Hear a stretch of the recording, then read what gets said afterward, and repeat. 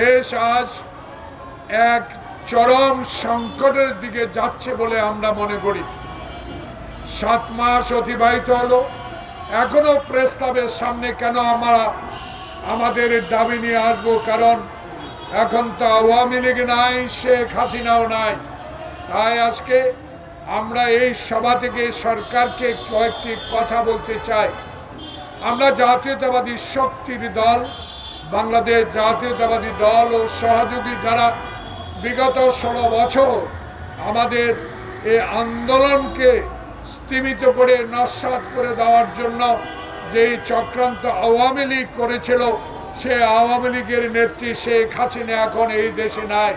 দেশে যে বিরাজমান রাজনৈতিক সংকট সৃষ্টি হচ্ছে, এর একমাত্র কারণ গত 7 মাসেও এই সরকার আওয়ামী লীগের প্রেতাত্মাদেরকে সচিবালয় থেকে শুরু করে উপজেলা প্রশাসন, পৌর প্রশাসন, জেলা প্রশাসন, বিভাগীয় প্রশাসন থেকে শেখ হাসিনার প্রেতাত্মাদেরকে এখনো বিদায় করতে পারে নাই।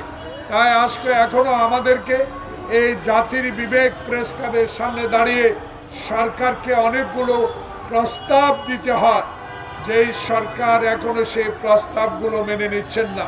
প্রথম দাবি, আপনারা ক্ষমতা এসেছেন মুগ্ধ এবং খোকনের রক্তের বিনিময়ে।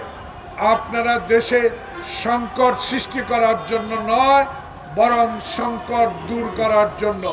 সংকট দূর করতে পারে এই দেশের মানুষ এখন বিশ্বাস করে একটি, জনপ্রতিনিধিদের হাতে ক্ষমতা অবিলম্বে হস্তান্তর করে দেশে যে বিরাজমান রাজনৈতিক সংকট আছে সেগুলা দূর করার জন্য।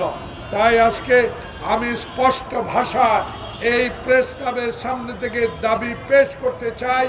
আমাদের দল জাতীয়তাবাদী দল, যেই দলের নেতা 1971 সালে বাংলাদেশে যখন কাউকে পাওয়া যায় নাই, তখন একজন মেজর বাংলাদেশের স্বাধীনতার যুদ্ধ ঘোষণা করে বাংলাদেশের স্বাধীনতার পর 54 বছর হলো, এখনো মানুষের অধিকার প্রতিষ্ঠার সংগ্রাম আমাদেরকে প্রতিনিয়ত করতে হয়।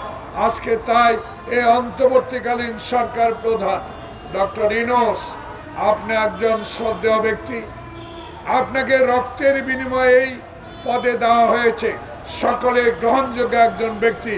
কার কথা আপনি শুনেন আমি জানি না, কিসের ইঙ্গিত বহন করে, কেন এখনো নির্বাচনের তারিখ ঘোষণা করা হয় না, এখনো কেন রোড ম্যাপ অনুসারে নির্বাচনের তারিখ দেওয়া হচ্ছে না? এই বিলম্বর কারণেই তো সকল ষড়যন্ত্র। আজকে উপদেষ্টাকে বলতে দেখা যায় রাত্রে পাহারা দেন। কাকে পাহারা দিব?